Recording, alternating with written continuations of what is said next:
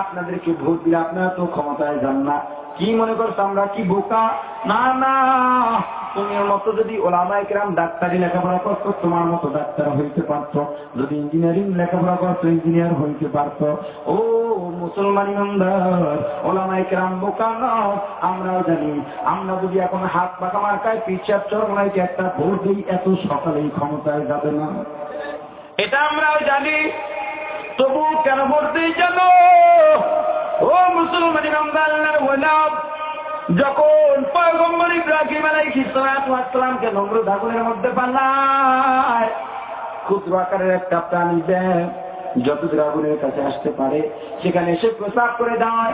নমরুদ তিরস্কারের ভাষায় ডাক দেয়া বলে, বোকা ব্যাস, তোর মতো নির্বোধ আর মূর্খ হইতে পারে না, তোর সাধারণ প্রস্তাবে আমাদের আগুন নিভবে না, বরং আমার দুনিয়ার মধ্যে যত পানি আছে সব পানি জমা করেও যদি এই কুণ্ডলীর মধ্যে ঢালা হয় আমার আগুন নিভবে কিনা সন্দেহ।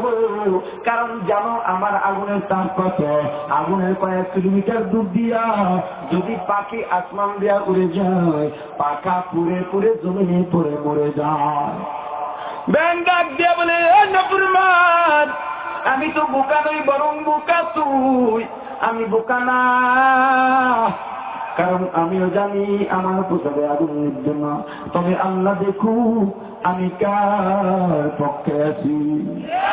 কিয়ামতের ময়দানে আল্লাহ যদি জিজ্ঞাসা করেন, বান্দা ইসলাম কায়েমের জন্য কি করছো, আল্লাহকে বলতে পারবো, আল্লাহ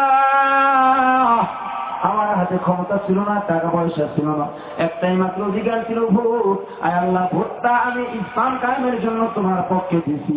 আল্লাহ যদি চায় এই একটা ভোটের উসিলায় আমাদেরকে জান্নাত দিয়ে দিতে পারে। সে ক্ষমতা আল্লাহর আছে না নাই?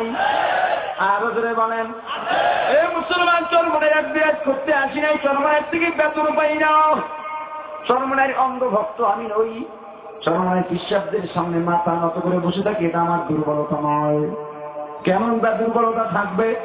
তারাও আলেম, আমিও আলেম, তাদেরও ভক্তবৃন্দ আছে, আমারও তো কিছু আছে, দুর্বলতার কোনো কারণ নাই।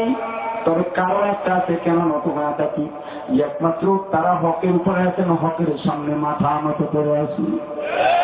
আর যতদিন হকের পক্ষে থাকবে তাদের জন্য আমি জীবন দিতেও প্রস্তুত আছি।